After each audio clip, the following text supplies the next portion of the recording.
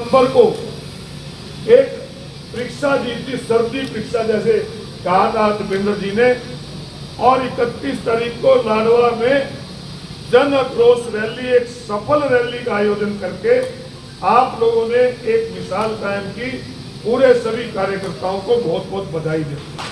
साथियों, नया साल शुरू होने वाला है और नए साल शुरू हो गया। नए साल में नई शुरुआत करनी है और मैं सबसे पहले आपको बधाई देता हूं। भाई, जाने अनजाने में हमसे कोई गलती पीछे होगी हो, उसको माफी देना और नई शुरुआत शुरू करना। हम सब ने इस देश के प्रजातंत्र और संविधान को बचाना है। बात सत्ता परिवर्तन की नहीं, सत्ता परिवर्तन तो बहुत बार हुआ, बहुत बार सरकारें बदली, परंतु आज ऐसी सरकार आ गई जिसका प्रजातंत्र और संविधान पे कोई विश्वास नहीं।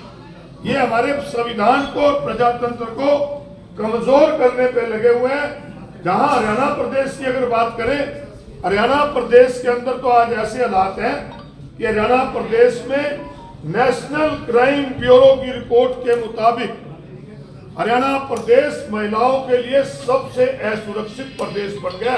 ये हमारे लिए कितनी शर्म की बात है। हम नंबर 1 पे चले गए महिला अपराध में, हम नीचे से नंबर 2 पे है। हमारा स्थान आपके नशे के अंदर, नशा बढ़ रहा है, अपराध बढ़ रहा है। कितने ही आज हालात ऐसे हो गए कि आज हरियाणा प्रदेश के अंदर बेरोजगारी को देख ले, बेरोजगारी लोग, नौकरी मिलती नहीं, और जो मिल रही है वो कच्ची नौकरियां मिल रही। पिछले दिनों हरियाणा प्रदेश के मुख्यमंत्री का बयान आया। हरियाणा प्रदेश के विधानसभा में कहते हैं कि हमने 95,000 नौकरियां कौशल विकास में दी। कच्ची नौकरी ठेकेदार देते थे 18,000, सरकार देवे 13,000, उसमें घटा दिए। और ठेकेदारी जब प्रथा थी उसके अंदर भी, जब चौधरी भूपिंदर सिंह हुड्डा की सरकार होती थी हरियाणा में, हम विपक्ष के एमएलए थे। चौधरी भूपिंदर सिंह हुड्डा उस समय आउटसोर्सिंग पॉलिसी लेकर आए थे, आउटसोर्सिंग पॉलिसी 2। हमने कहा, हुड्डा साहब, जब तक आप सरकारी नौकरी नहीं दे पा रहे, आप अगर ठेकेदार से नौकरी देते हो, जो संविधान में हमारे एससी और बीसी भाइयों को आरक्षण मिला हुआ है, आप इसमें भी उसका प्रावधान करो। हम बधाई देंगे हुड्डा साहब को कि उन्होंने हमारी बात मानी और आउटसोर्सिंग पॉलिसी 2 जो ठेकेदारी नौकरी थी उसमें भी आरक्षण दिया, और आज सरकार नौकरी दे रही है, गरीब का आरक्षण खत्म। मुझे बताएं खट्टर साहब कि 95,000 नौकरियों में से किसको आरक्षण दिया? कोई आरक्षण नहीं। ये कह रहे थे हमारे ओमपाल जी, दिल्ली में बोल रहे थे क्रीमी लेयर घटा दी, तो नौकरियां खत्म कर दी। क्रीमी लेयर का क्या करोगे? क्रीमी लेयर तो जब है ना, जब आरक्षण मिलेगा। आरक्षण ही नहीं तो क्रीमी लेयर कहां मिला? सबका आरक्षण खा गए, एससी का खा गए, बीसी का खा गए। और मुझे हैरानी होती है, और फिर भी जाके प्रधानमंत्री भी कहते हैं कि मैं तो बीसी हूं, और मुख्यमंत्री कहते हैं हमने सबके लिए कर दिया, एससी समाज के लिए बहुत कुछ कर दिया। अरे तुम तो आरक्षण खा गए, ये आरक्षण खाने वाले लोग हैं।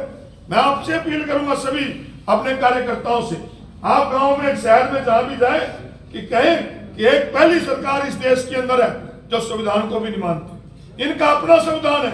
खट्टर साहब ने अपना संविधान बना दिया कि मैं तो 5% नंबर दूंगा जिनके घर की कोई नौकरी नहीं लगी हुई। अरे भाई नौकरी लगा हुआ है और दूसरे भाई ने तो नंबर नहीं देता। चाहिए पहला भाई तो शहर छोड़ गया, गांव छोड़ कर शहर में आ गया, दूसरा भूखा मरने लगा, उसकी नौकरी ही नहीं है। ये कैसा आरक्षण है? अरे जो आरक्षण मिला था संविधान के अंदर इसलिए मिला था कि सबको बराबरी में लाया जाए, परंतु ये सरकार खत्म करना चाहती है। इसी प्रकार किसान की बात करें, आज किसान मंडी में खाद लेने जाओ, खाद का सारा एक ही परिवार के पास है, और कोई भी खाद लेना जाओ, या आड़ती बैठे हैं, किसी ने भी किसान बैठे हैं, एक कट्टा भी लेना हो कि दवाई का डब्बा देंगे। भाई क्यों दवाई की जरूरत की जरूरत है? बाजार में दवाई मिला 100 रुपए की, 200 रुपए की, मतलब डबल रेट पे। इसी प्रकार शहरों के अंदर हर एक को कभी फैमिली आईडी के नाम पर बुझाया जा रहा है, कभी प्रॉपर्टी आईडी के नाम पर बुझाया जा रहा है। हर व्यक्ति दुखी है, हर व्यक्ति दुखी है। और अभी उन्होंने मुझे तो एक हैरानी होती है, ये मुझे कह देंगे कि विवादित बयान दे दिया अरोड़ा जी ने। मैं ये कहता हूं, आज भारतीय जनता पार्टी के लोग, आरएसएस के लोग कहते हैं कि राम 400 सालों से बाहर था, मोदी ने मंदिर में बांट दिया। अरे कुछ तो शर्म करो, फिर तो मोदी बड़ा हो गया। अरे भगवान राम जो सबकी रक्षा करते हैं, उसकी रक्षा मोदी करेगा, तुम करोगे? अरे सारे बैठे हैं जो सारे उठ के मेरी राम राम करें, तुम गुरु नहीं कहते। ये इस तरह के लोग हैं। तो इनकी हर चाल का जवाब आप लोगों के बीच में जाके दे सकते। बहुत बधाई दूंगा पार्टी हाईकमान कि जिन्होंने एक निर्णय लिया है कि अब हम लोगों के द्वार जाएंगे। कांग्रेस हर घर में कांग्रेस एक अभियान शुरू करने जा रही है पार्टी। उसके अंदर डोर टू डोर टीमें बनाकर ब्लॉक वाइज, जोन वाइज हर कार्यकर्ता हर घर में जाए। जहां इनकी पोल खोलने की इन्होंने क्या किया, वहां जो आपकी सरकार ने, आप ये तो कह देते हैं, कहना बहुत आसान है कि कांग्रेस ने क्या किया। अरे इस देश में तो अनाज भी बाहर से मंगाए पड़ते थे। ये सरकार की और अन्नदाता की मेहनत थी। कांग्रेस सरकार ने इतना किया कि आज हम आत्मनिर्भर नहीं, बाहर भी बेचने लगे। ये कहते हैं एक बहुत बड़ा पब्लिक सेक्टर कांग्रेस ने खड़ा किया, जहां बच्चों को रोजगार मिला था, आरक्षण मिला था। आज पब्लिक सेक्टर प्राइवेट सेक्टर में बदल गया, रोजगार भी नहीं और आरक्षण भी नहीं। तो ये चीजें सारी आपके बीच में है। ये सारी घर घर एक कंप्लेंट देकर भी आपको पहुंचाएंगे। और रही बात 21 तारीख, साथियों चुनाव है, और चुनाव मैं मान के चलता हूं कि इनका 22 जनवरी को राम मंदिर का कि अब हम लोगों के द्वार जाएंगे। कांग्रेस हर घर में कांग्रेस एक अभियान शुरू करने जा रही है पार्टी। उसके अंदर डोर टू डोर टीमें बनाकर ब्लॉक वाइज, जोन वाइज हर कार्यकर्ता हर घर में जाए। जहां इनकी पोल खोलने की इन्होंने क्या किया, वहां जो आपकी सरकार ने, आप ये तो कह देते हैं, कहना बहुत आसान है कि कांग्रेस ने क्या किया। अरे इस देश में तो अनाज भी बाहर से मंगाए पड़ते थे। ये सरकार की और अन्नदाता की मेहनत थी। कांग्रेस सरकार ने इतना किया कि आज हम आत्मनिर्भर नहीं, बाहर भी बेचने लगे। ये कहते हैं एक बहुत बड़ा पब्लिक सेक्टर कांग्रेस ने खड़ा किया, जहां बच्चों को रोजगार मिला था, आरक्षण मिला था। आज पब्लिक सेक्टर प्राइवेट सेक्टर में बदल गया, रोजगार भी नहीं और आरक्षण भी नहीं। तो ये चीजें सारी आपके बीच में है। ये सारी घर घर एक कंप्लेंट देकर भी आपको पहुंचाएंगे। और रही बात 21 तारीख, साथियों चुनाव है, और चुनाव मैं मान के चलता हूं कि इनका 22 जनवरी को राम मंदिर का प्रोग्राम है, और उसके बाद महीने के अंदर अंदर चुनाव डिक्लेयर हो जाए। वो चुनाव चाहे पार्लियामेंट का हो चाहे विधानसभा का हो, भाई चुनाव तो लड़ना तो तुमने, लड़ते तो कार्यकर्ता हैं। और कार्यकर्ता साथियों, एक बात कहता हूं मैं कि किसी भी पार्टी की हवा बनाने के लिए जो भी प्रोग्राम हो, या तो करो नहीं, और करो तो इतना करो कि दूसरा तो न पकड़ ना पाए, फिर तो है मजा, नहीं तो कोई नहीं। ये तो लोग हैं विचलित हो जाते हैं मिनट में। जब आपकी कर्नाटक और हिमाचल में सरकार आई थी, क्या देश में कांग्रेस की सरकार बनेगी? और पंजाब में केजरीवाल की सरकार आ गई, बहुत लोग थे जो उसी लाइन में खड़े हो गए थे उसमें जान के लिए। और अब इनकी 3 माह आ गई।